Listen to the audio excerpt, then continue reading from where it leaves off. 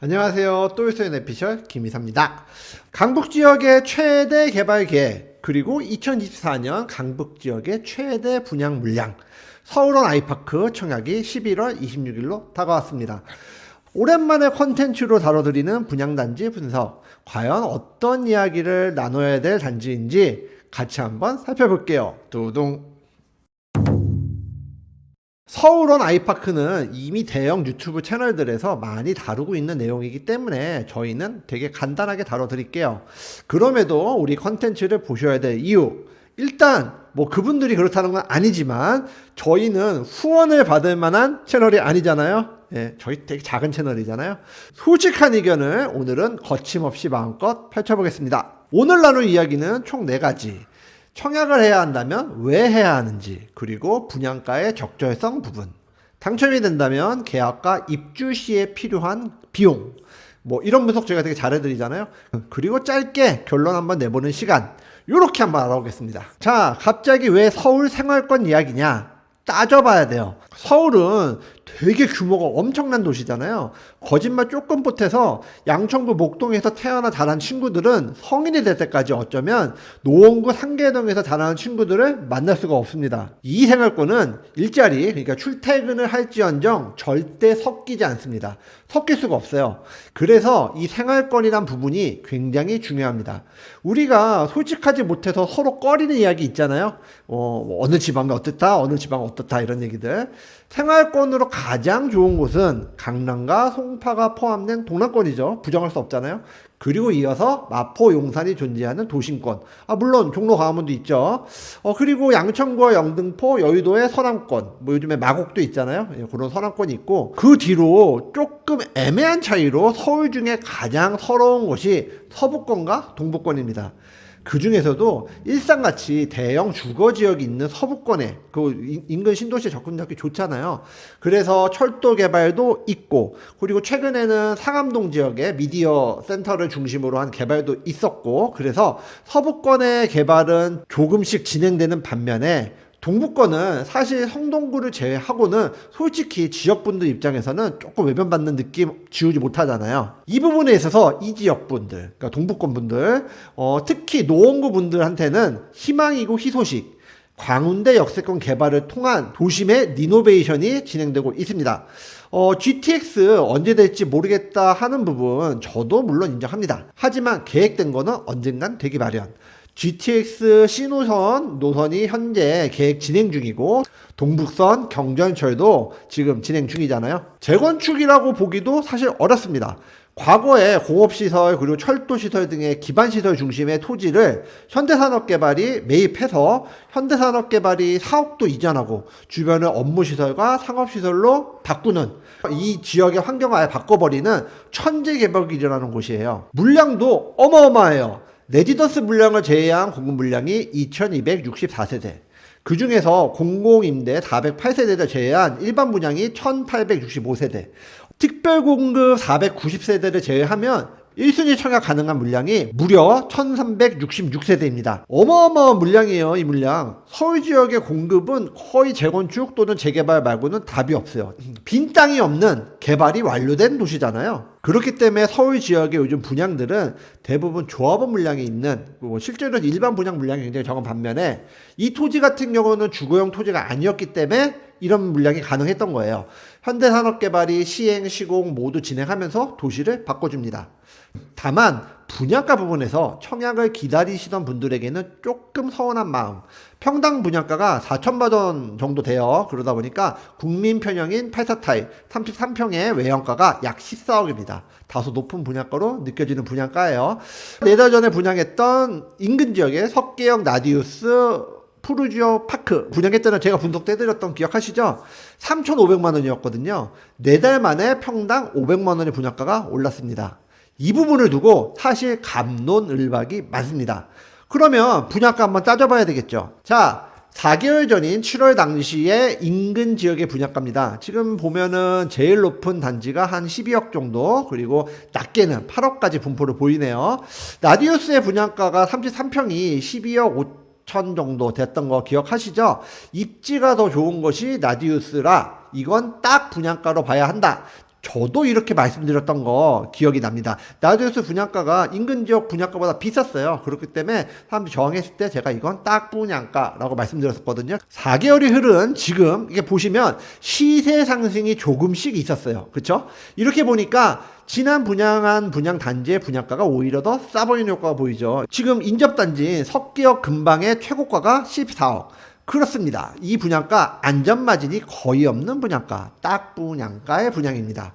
하지만 이 분양가 서운한 거는 맞아도 사실 분양을 기피해야 될 이유는 될 수가 없어요. 서울원 아이파크는 주상복합의 개념으로 보셔야 합니다. TSC 노선이 예정되어 있는 초역세권, 멀티 역세권 단지에 아이파크몰과 현대산업개발이 이제 이주 예정인 제가 화살표 표시해준 저 건물, 저 건물에 그런 쇼핑몰이 들어오고 이제 오피스가 들어오고 그리고 그 뒤쪽으로 CGV 그리고 아파트 단지 내 스트리트몰이 더불어 입주자 모집 사이트 가서 보시면 굉장히 많은 협력사가 있어요. 그런 협력사들을 통해서 거주민들에게 뭐 넌더리 서비스라든가 컨시어지 서비스 그리고 의료시설에 연계되는 그런 서비스를 제공하는 고품격 주거지 역할을 노원구에 제공하는 새로운 왕자로 떠오르게 될 것입니다. 자, 이 얘기는 여러분들이 보시기에 굉장히 비약, 과장한다 생각하실 수도 있어요. 하지만 마용성과 강남 상부 어느 단지라고 이야기 안 해도 짐작되시는 대장 단지들 모두 20억을 뚫었습니다. 모든 지역에는 상위 입지와 중위 입지 그리고 하위 입지가 있고 그로 인한 가격 차이가 존재하기 마련이잖아요. 최상위 대장의 최고 매물 가격과 하위 입지 가격 차이를 본다면 그리고 최근 과천 지역에 재건축 분양이 있었잖아요. 그 분양가를 놓고 본다면 14억이라는 분양가 앞으로 물론 모든 인프라가 구축될 때까지 시간이 좀 걸릴 수 사실 상당히 많이 걸릴 수 있지만 미래 가치를 놓고 본다면 단순 분양가만 보고 외면을 해야 될 단지는 아니다 라고 생각이 됩니다. 자, 입지 분석 한번 해볼게요. 석계역과 광운대역 향후 GTX C노선까지 예정되어 있는 철도 라인은 인정. 동부가선도로는 접근성이 좋지만 여긴 상습 정체구역이잖아요.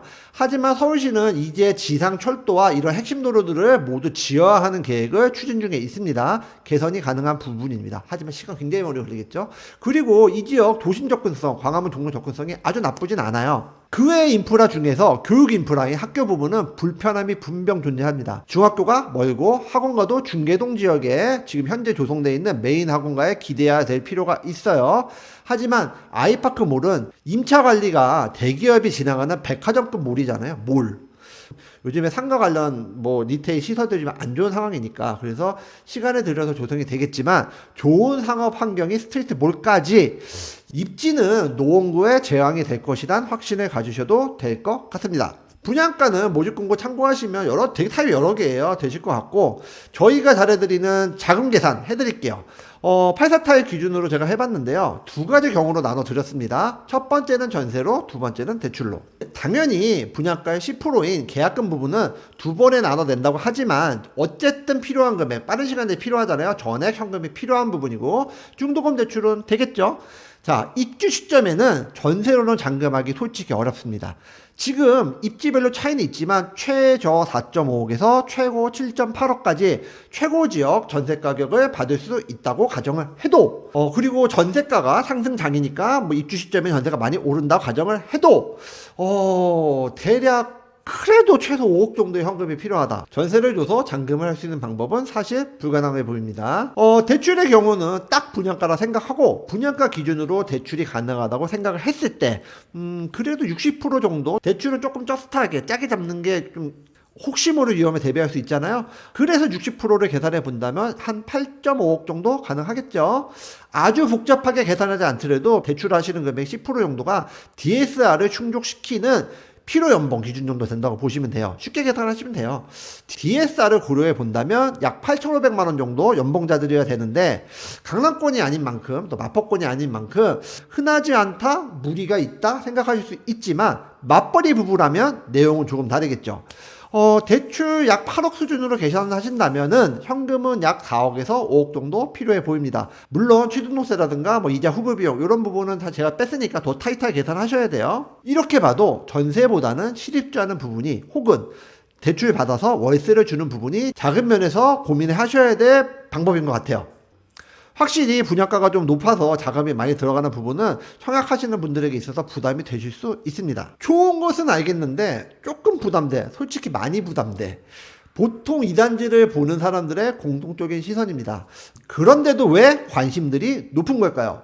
지역의 리뉴얼 사업으로 인해서 천지 개벽을 할 지역이잖아요. 그 지역의 미래성, 그리고 현대산업개발 사옥의 이전, 그리고 일자리가 생기는 거니까 그것도 현대산업개발이면 굉장히 유수의 대기업이잖아요. 그리고 쇼핑몰, 그리고 복합 역사. 무엇보다 신교통수단인 GTX 시노션에 대한 기대. 그리고 또 중요한 것은 점차 줄어들고 있는 신축 물량. 내가 점점 줄어드는 청약 기회를 놓치게 된다면 앞으로 공급될 아파트가 없기 때문에 새 아파트를 가질 수 있는 기회가 줄어든다는 어떤 초조함 같은 거, 그런 게 있을 것 같아요. 결국에는 미래 가치에 대한 기대가 이 단지 청약의 유일한 이유라고 볼 수 있습니다. 그러다 보니까 선호도가 좀 떨어지는 평면이라든가 좀 대형 평수들이 있어요. 펜트하우스도 있고, 이런 타입들은 일부 미분양이 날 수도 있다고 저도 생각하고 있습니다. 미래 가치에 대한 기대는 현대 개발 산업의 그동안의 행보에서도 볼 수가 있어요. 과거의 현대 산업 개발의 사옥을 대부분 삼성동이라 생각하시는데요. 사실 과거 현대산업개발이 사옥으로 짓던 곳은 지금의 GBC, 그러니까 강남 비즈니스 센터. 어려우실까요? 과거의 스타타워라고 불리던 그 선릉역의 건물 있잖아요. 옛날에 별 너무 아저씨인가요? IMF로 인해 가지고요. 그 부채가 크지도 않았어요. 거의 다 지은 건물을 헐값에 노스타라는 곳에 팔았어요. 현대산업개발이. 그 다음에 선택한 곳이 이 삼성동 사옥인 거예요. 삼성동이라는 곳은 과거에도 좋았는데, 저가 대학교 시절이었던 96년도 요때 사실은 굉장히 막 이렇게 삐까뻔쩍해지기 시작했거든요. 그 현대산업개발의 선택, 그곳이 지금 어떻게 됐죠? 그리고 뒤이어서 사옥부지로 선정한 용산역 일대, 거기는 옛날에 그 집창통도 있었고 뭐 굉장히 그 나대지에 뭐 기지창에 굉장히 뭐 옛날에 우리 컴퓨터 조립 컴퓨터 사러 가고 게임기 사러 가서 그런 곳이었잖아요. 그런데 현대산업개발이 선택한 용산역 일대, 지금 어떻게 변했는지 여러분 잘 알고 계시잖아요. 그런 현대산업개발이 선택한 새로운 사옥지, 광운대역 개발사업. 대기업이 선택한 미래에 내가 분석하기는 어렵다 한다면, 근데도 갖고 싶다, 그래서 고민하시는 분이 계시다면은 그 대기업이 분석한 내용을 한번 조금 기대해 보시는 것도 도움이 되실 수 있습니다. 1순위 청약일인 11월 26일 화요일 잊지 마시고요. 당첨자 발표는 12월 4일입니다. 비규제 지역이면서 민간 택지입니다. 그렇기 때문에 재당첨 제한도 없고요. 전매 제한은 1년, 그리고 거주 의무 기간도 없습니다. 분양가 상한제가 아닌 부분이 사실 제일 아쉬운 것 같아요. 분양가 상한제였으면 분양가 좀 더 저렴했겠죠. 그 부분 아쉽습니다. 분양가 상한제는 아닙니다. 2028년, 그러니까 앞으로 약 3년하고 한 8개월쯤 되는 것 같죠. 그 정도 있다가 입주 예정. 2028년 7월에 입주 예정입니다. 이 지역을 기다리셨던 분들 분양가 때문에 조금 많이 실망하셨겠지만 3년 전쯤인가요? 4년 전쯤인가요? 지금 입주를 하고 있는 올림픽 파크포레온 둔촌 주공을 기억하세요. 그 당시에도 미분양 물량 많았어요. 사람들이 왜 분양 받아야 되냐 그랬단 말이죠. 지금 어떻게 됐나요? 서울원 아이파크도 대형 평형에 대한 분양가, 지역사회에 있어서 이 분양을 덜컥 받기에는 당장은 부담될 수 있는 가격인 것 맞습니다. 하지만 많은 물량이 아니에요. 그리고 펜트하우스 같은 경우는 시간을 들여서 파는 것이 또 정례이기도 합니다. 따로 분양하기도 하거든요. 근데 이 토지의 주인도 현대산업개발, 그리고 시행도 현대산업개발, 시공도 현대산업개발이기 때문에 분양가를 굳이 낮출 필요도 사실 없었을 거예요. 그리고 지금의 물량도 없고 공사기간도 장기간이기 때문에 천천히 팔면 어때? 잔금하는 날까지 팔아도 돼 라는 그런 확신도 시행사는 가지고 있을 겁니다. 서울원 아이파크를 기다리셨지만 내가 예상한 것보다 분양가가 조금 신경 쓰이게 높다 생각하시는 분들, 현금이 많이 필요한 분양이라는 거 인정합니다. 딱 분양까지만 과감하게 원하시는 평형에 원하시는 타입에 청약하실 분들, 미래의 가치에 대한 용기와 과감한 결정 분명히 보답 받으실 수 있을 거란 확신은 저도 있습니다. 오늘의 영상 도움이 되셨을까요?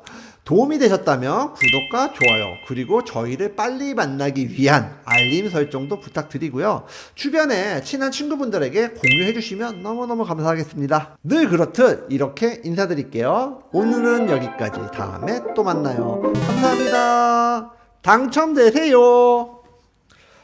다 좋은데 분양가 너무 아쉽다.